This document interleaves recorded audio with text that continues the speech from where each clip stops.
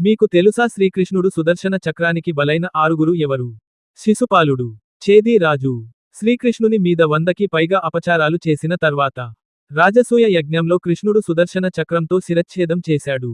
ఇతడు జయ, విజయుల అవతారాల్లో ఒకడు.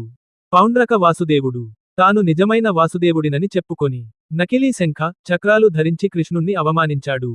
కృష్ణుడు సుదర్శన చక్రంతో సంహరించాడు.